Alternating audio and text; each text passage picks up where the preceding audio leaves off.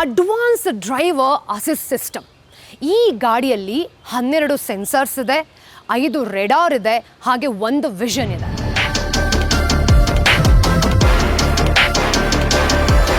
ಈ ಗಾಡಿಯಲ್ಲಿ ಇಷ್ಟೆಲ್ಲ ಇದೆ ಅಂದಮೇಲೆ ಯಾವ ಲೆವೆಲಲ್ಲಿ ಕೆಲಸ ಮಾಡುತ್ತೆ ನೀವೇ ಒಂದ್ಸಲ ಯೋಚನೆ ಮಾಡಿ. ಆನ್ ರೋಡ್ ಅಂತೂ ಅಡಾಸ್ ಬೇರೆ ಲೆವೆಲಲ್ಲಿ ವರ್ಕ್ ಆಗುತ್ತೆ, ಹಾಗೆ drivability next level. Front look explore ಮಾಡಿದಾಯಿತು, let's go to side profile.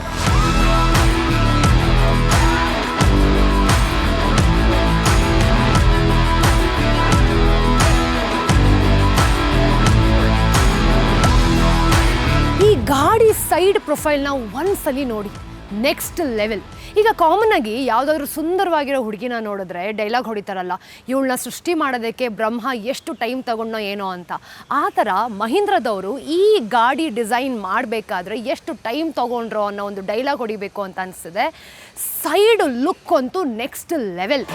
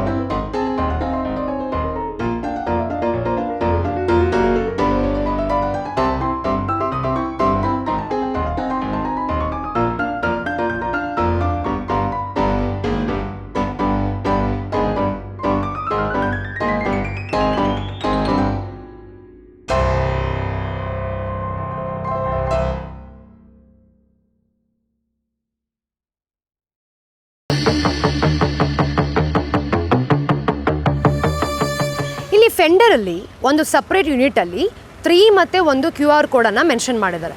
ಈ QR ಕೋಡ್ ಸ್ಕ್ಯಾನ್ ಮಾಡಿದ್ರೆ ಮಹೀಂದ್ರ ಅವರ ಎಲೆಕ್ಟ್ರಿಕ್ದು ವೆಬ್ಸೈಟ್ ಏನಿದೆ ಅಲ್ಲಿಗೆ ಹೋಗುತ್ತೆ.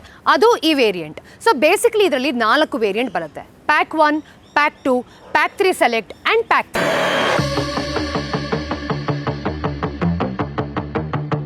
ಫುಲ್ ಬಾಡಿ ಕ್ಲಾಡಿಂಗ್ ಕೊಟ್ಟಿದ್ದಾರೆ. Completely piano black ಫಿನಿಶಿಂಗ್ನಲ್ಲಿದೆ.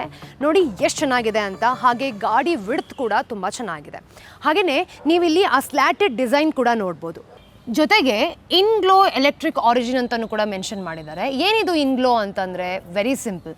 IN ಅಂತಂದರೆ ಇಂಡಿಯಾ, GLO ಅಂತಂದರೆ ಗ್ಲೋಬಲ್ ಅಂತ. ಬೇಸಿಕಲಿ ಎಲ್ಲ ಬ್ರ್ಯಾಂಡ್ಸ್ಗಳು ಬೇರೆ ದೇಶದಲ್ಲಿ ಮ್ಯಾನುಫ್ಯಾಕ್ಚರ್ ಮಾಡಿ ಇಂಡಿಯಾಗೆ ಇಂಪೋರ್ಟ್ ಮಾಡುತ್ತೆ. ಆದರೆ ಮಹೀಂದ್ರದವರು ಇಂಡಿಯಾದಲ್ಲಿ ಮ್ಯಾನುಫ್ಯಾಕ್ಚರ್ ಮಾಡಿ ಬೇರೆ ದೇಶಗಳಿಗೆ ಎಕ್ಸ್ಪೋರ್ಟ್ ಮಾಡ್ತಾರೆ. ದಟ್ ಮೀನ್ಸ್ ಇನ್ಗ್ಲೋ ಅಂತ, ಅಂದರೆ ಇಂಡಿಯಾ ಟು ಗ್ಲೋಬಲ್. ಇನ್ನು ಫ್ರಂಟ್ ಡೋರಲ್ಲಿ ಈ ಥರ ಫ್ಲಶ್ ಡೋರ್ ಹ್ಯಾಂಡಲ್ಸನ್ನು ಕೊಟ್ಟಿದ್ದಾರೆ. ನೋಡಿ, ಇವಾಗ ಲಾಕ್ ಮಾಡಿದ್ದೀನಿ, ಅದಕ್ಕೆ ಈ ಥರ ಇದೆ. ಈಗ ಅನ್ಲಾಕ್ ಮಾಡ್ತೀನಿ. ನೋಡಿ ಯಾವ ರೀತಿ ಓಪನ್ ಆಯಿತು. ಪಿಲ್ಲರ್ ಬ್ಲ್ಯಾಕ್ಔಟ್ ಆಗಿದೆ, ಹಾಗೆ ಡ್ಯುಯಲ್ ಟೋನ್ ಕಲರಲ್ಲಿ ಕೊಟ್ಟಿದ್ದಾರೆ. ಇನ್ನು ಟಾಪ್ ಏನಿದೆ ಇದು ಬ್ಲ್ಯಾಕ್ ಕಲರಲ್ಲಿದೆ, ಹಾಗೆ ಕಂಪ್ಲೀಟ್ ಬಾಡಿ ವೈಟಲ್ಲಿದೆ. ಜೊತೆಗೆ ಪಿಯಾನೋ ಬ್ಲ್ಯಾಕ್ ಫಿನಿಶಿಂಗ್ ಕೊಟ್ಟಿರೋದ್ರಿಂದ ಗಾಡಿ ಅಂತೂ ರಗಡ್ ಲುಕ್ ಕೊಡುತ್ತೆ.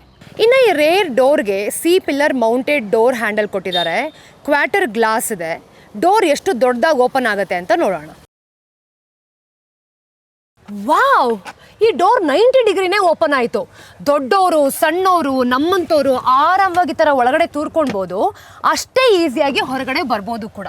ಸೈಜ್ ನೋಡಿ ಎಷ್ಟು ದೊಡ್ಡದಾಗಿದೆ, ಸಖತ್ತಾಗಿದೆ.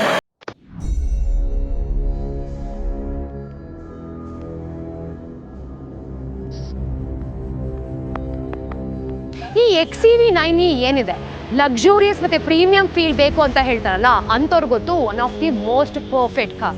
ಬನ್ನಿ ಈಗ ಗಾಡಿ ಹಿಂದೆ ಹೋಗಿ. ರೇರ್ ಪ್ರೊಫೈಲ್ ನೋಡಿ, ಈ ಕಾರ್ನಲ್ಲಿ ಇನ್ನೊಂದು ಬ್ಯೂಟಿಫುಲ್ ಲುಕ್ನ ಕೊಡ್ತಾ ಇರೋದು ಅಂತಂದರೆ ಈ ರೇರ್ ಪ್ರೊಫೈಲ್ ಫುಲ್ ಎದ್ದಿರೋ ಥರ ಇದೆ, ಸಖತ್ತಾಗಿ ಕಾಣ್ತಾ ಇದೆ. ಯೂಸ್ ಮಾಡಿರೋಂಥ ಕ್ರೀಸ್ಟ್ ಲೈನ್ಸ್, ಆ sports year look next level ಇದೆ. ಆ್ಯಂಡ್ ಫ್ರಂಟ್ನಲ್ಲಿ ಏನು ನೋಡಿದ್ರಿ DRL, ಅದೇ ಶೇಪ್ನಲ್ಲಿ ಟೇಲ್ ಲ್ಯಾಂಪ್ ಕೂಡ ಕೊಟ್ಟಿದ್ದಾರೆ, ತುಂಬ ಚೆನ್ನಾಗಿದೆ. ಪಿಯಾನೋ ಬ್ಲ್ಯಾಕ್ ಫಿನಿಶಿಂಗ್ ಯೂಸ್ ಮಾಡಿ.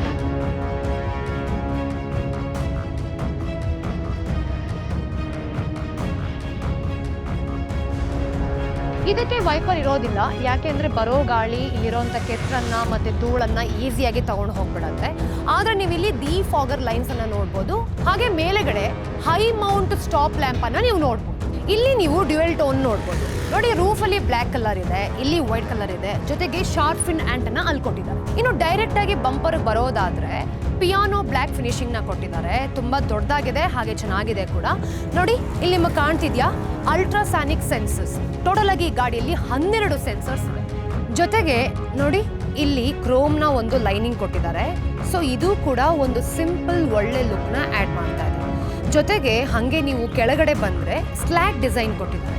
ಆ್ಯಂಡ್ ಈವನ್ ಅಲ್ಲಿ ತನಕ ಕಂಪ್ಲೀಟ್ ಫ್ಲ್ಯಾಟೇ ಇದೆ. ತುಂಬ ಗಾಡಿಗಳಲ್ಲಿ ಇಷ್ಟು ಬಂಪರ್ ಕೊಟ್ಟು ತುಂಬ ಓಪನ್ ಬಿಟ್ಟಿರ್ತಾರೆ, ಕೆಸರೆಲ್ಲ ಹೋಗಿ ಹಾಗೆ ಕೂತ್ಕೊಳ್ಳುತ್ತೆ. ಆದರೆ ಈ ಗಾಡಿನಲ್ಲಿ ಫುಲ್ ಕವರ್ ಮಾಡಿದ್ದಾರೆ.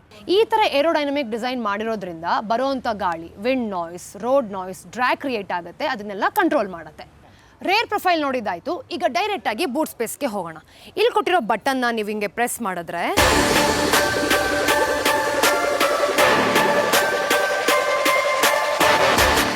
ಈವನ್ ಇದರಲ್ಲಿ ಗೆಸ್ಚರ್ ಕಂಟ್ರೋಲ್ ಕೂಡ ಇದೆ. ನೀವು ಕಾಲ್ನ ಈ ರೀತಿ ಸ್ಲೈಡ್ ಮಾಡಿದ್ರೆ ಆಟೋಮೆಟಿಕ್ ಆಗಿ ಇದು ಮೇಲೆ ಹೋಗುತ್ತೆ. ಇದರಲ್ಲಿ 663 ಲೀಟ್ರಷ್ಟು ಬೂಟ್ ಸ್ಪೇಸ್ ಇದೆ. ಬೇಕಾದಷ್ಟು ಲಗೇಜನ್ನ ಕ್ಯಾರಿ ಮಾಡ್ಬೋದು. ನೋಡಿ ಎಷ್ಟು ದೊಡ್ಡದಾಗಿದೆ ಅಂತ, ಒಂದು ಮನುಷ್ಯ ಆರಾಮಾಗಿ ಮಲ್ಕೊಂಡೇ ಹೋಗ್ಬಿಡ್ಬೋದು ಅಂತ ಅನಿಸುತ್ತೆ. ಫ್ಯಾಮಿಲಿ ಫ್ರೆಂಡ್ಸ್ ಜೊತೆ ಎಲ್ಲ ನಾವು ಟ್ರಿಪ್ ಹೋಗಬೇಕಾದ್ರೆ ಲಗೇಜ್ನ ಸ್ಟಫ್ ಮಾಡೋದಕ್ಕೆ ಟೆನ್ಷನ್ನೇ ಇಲ್ಲ, ಆರಾಮಾಗಿ ಟ್ರಾವೆಲ್ ಮಾಡ್ಬೋದು.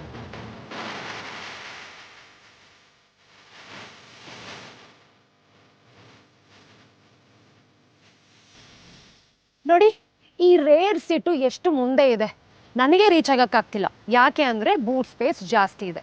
ಈಗ ಜನರಲಿ ನಾವು ಆ ಸೀಟ್ನ ಕ್ಲೋಸ್ ಮಾಡೋದು, ಮಡ್ಸೋದು ಅದೆಲ್ಲ ಇಂಪಾಸಿಬಲ್, ಚಾನ್ಸೇ ಇಲ್ಲ. ಅದಕ್ಕೆ ಅದು ಈಸಿ ಆಗಲಿ ಅಂತ ಇಲ್ಲಿ ಲಿವರ್ನ ಕೊಟ್ಟಿದ್ದಾರೆ. ಇದನ್ನು ನೀವು ಹಿಂಗೆ ಪ್ರೆಸ್ ಮಾಡಿದ್ರೆ ಆಟೋಮೆಟಿಕ್ಕಾಗಿ ಆ ಸೀಟ್ಸ್ಗಳು ತನಗೆ ತಾನೇ ಫೋಲ್ಡ್ ಆಯಿತು. ಸೊ ಇದರಿಂದ ಏನಾಗುತ್ತೆ, ಬೂಟ್ ಸ್ಪೇಸ್ ಜಾಸ್ತಿ ಇದೆ ಅಲ್ವಾ, ಎಷ್ಟು ಜನ ಟ್ರಾವೆಲ್ ಮಾಡ್ಬೋದು. ಈಗ ಹೇಳಿ, ಎಷ್ಟು ಲಗೇಜ್ನ ಸ್ಟಫ್ ಮಾಡ್ಕೊಂಡು ಹೋಗ್ತೀರಾ?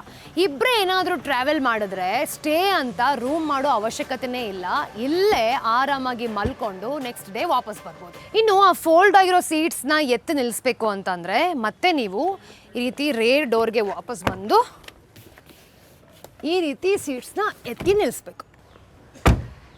ಇನ್ನು ಈ ರೇರ್ ಸೀಟಲ್ಲಿ ಮಲ್ಟಿಪಲ್ ಆ್ಯಂಗಲಲ್ಲಿ ರಿಕ್ಲೈನರ್ ಇರುತ್ತೆ, ನಿಮ್ಮ ಕಂಫರ್ಟ್ಗೆ ತಕ್ಕ ಹಾಗೆ ನೀವು ಸೆಟ್ ಮಾಡ್ಕೊಳ್ಬೋದು. ಜೊತೆಗೆ ಬೂಟ್ ಸ್ಪೇಸ್ ಜಾಸ್ತಿ ಇರೋದ್ರಿಂದ ಎರಡೂ ಸೈಡಲ್ಲಿ ಬೂಟ್ ಲ್ಯಾಂಪ್ ಕೊಟ್ಟಿದ್ದಾರೆ. ಹಾಗೆ ಇಲ್ಲಿ ನೀವು ನೋಡಿದ್ರೆ ಲೆಫ್ಟ್ ಸೈಡ್ನಲ್ಲಿ ಒಂದು 12 ವೋಲ್ಟ್ ಅಡ್ಯಾಪ್ಟರ್ ಕೊಟ್ಟಿದ್ದಾರೆ. ನೀವೇನಾದರೂ ಟೈರ್ ಇನ್ಫ್ಲೇಟರ್ ಅಥವಾ ವ್ಯಾಕ್ಯೂಮ್ ಕ್ಲೀನ್ ಏನಾದ್ರೂ ಕೂಡ ಯೂಸ್ ಮಾಡ್ಕೊಳ್ಬೋದು.